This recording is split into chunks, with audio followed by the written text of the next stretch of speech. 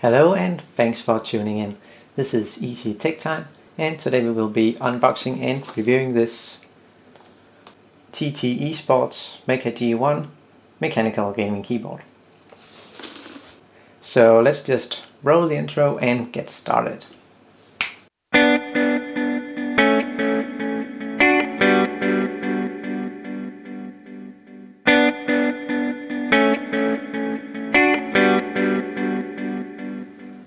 So what you see on my desk right now is the Logitech Ultra X Premium keyboard, and it is actually not that bad for typing, that is, because if you want to game on this keyboard, the keys are actually so low profile that you are having trouble pressing them with your pinky fingers, and the worst being this control key over here that you press with your pinky finger and you can't really press it because of the frame. But the top face of the keys is larger than most keyboards, so it is easier to hit the keys when you're typing. So I haven't been doing much gaming the last couple of years, but I kind of started a little again in the last couple of months. And I have been using this Logitech G15 that I bought when it was just released, and it has served me pretty well. But there's one thing that you might notice, or you probably won't notice. And there lies the problem. If we take another look at the Ultra X keyboard, you can see here in Denmark we have these three funny letters, and they are not on the G15. Well, it was released in a Scandinavian version a couple of years after the first model, but as I said, I got this when it first came out. So it is time to replace these two old keyboards with a brand new one. And let's see what we get. And as I said, this is a mechanical keyboard, and it is using the Cherry MX Black switches. And those are ultra durable, and they will give you 50 million keystrokes, they claim. It's got two USB ports and an audio throughput for your headphones and your mic. And a 1000 Hz update rate, and they claim that is 8 times quicker. But I really doubt you'll be able to actually feel a difference. And there is actually not much marketing bullshit on the backside, it is just the same as on the front, just in different languages. But we can't really use it when it is in the box, right? So let's get this sucker opened. And you would kind of expect the box to open the other way, but for some reason they decided to do it this way. And we got a bit more marketing wank on this piece of cardboard here.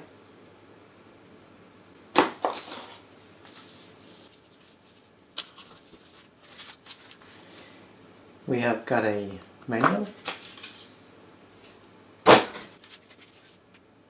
a warranty policy, and we have got the keyboard itself,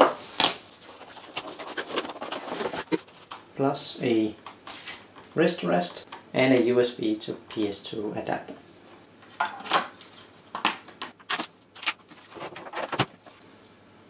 And the first thing you gotta notice must be the cable. What the? You could use this to pull your car. It looks more like a climbing rope than a keyboard cord to me, I must say. If you compare that to a regular keyboard wire. But when that is said, they do need to have the wire for the keyboard itself, the USB hub. You don't want that to interfere with the rest of the keyboard, of course. And you got your headphones and your microphone. So one of the first things that I noticed with this keyboard is that it absolutely doesn't slide around. I can move my entire desk just by trying to slide the keyboard. Whereas the Logitech G15, you can just,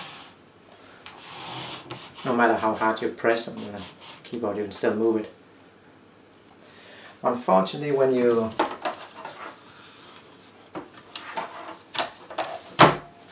flip out the feet on the back of the keyboard, it does kinda slide a little bit around, but still not as bad as the G15.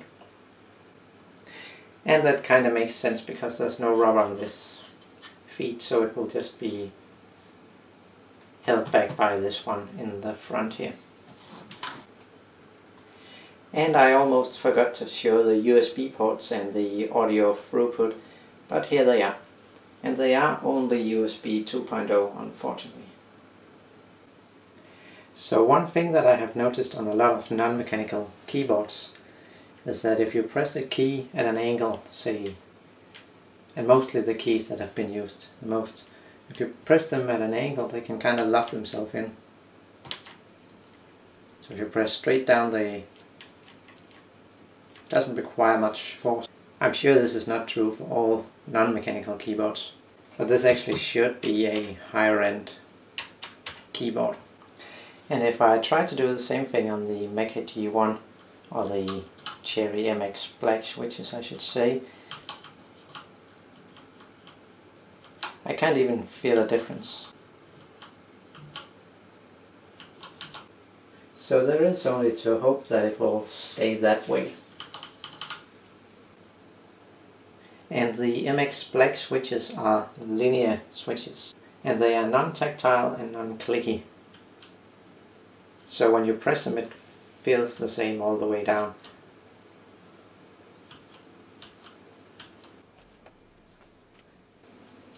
On most non-mechanical keyboards, when you press a key, you'll kind of feel the key drop once you reach a certain point. And the Cherry MX Black doesn't do that. And it just happened by coincidence that it is black, red and white, so nothing to complain about there.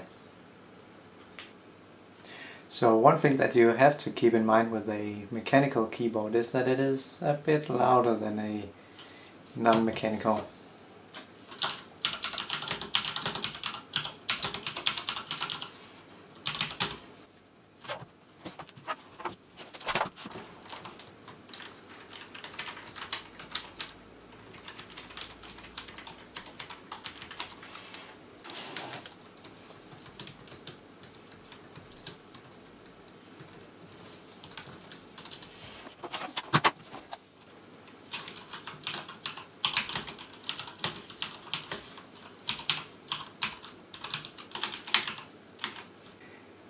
So if you like simplicity and you want a cheap mechanical keyboard, I can highly recommend this MEKA G1.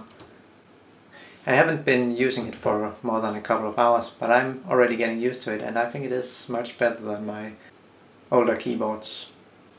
The keys do feel a little bit different, so you have to get used to that, but the Cherry switches comes in a variety of different flavors, so you can just pick the kinds that you want. Unfortunately, all the cheap keyboards seem to have the blacks or the non-tactile switches, but at least that's how it is here in Denmark. But there is a lot of keyboards that you can't really buy here, so perhaps that is different if you come from, say, the United States. So I guess that kind of wraps it up for this keyboard. I can't think of anything else to say off the top of my head, but if you have any questions, you're welcome to ask them in the comments, of course. And if you liked the video, please give it a thumbs up and subscribe to my channel. You can check out some of my other videos in the outro here that's coming in a second. And thanks for watching. See ya!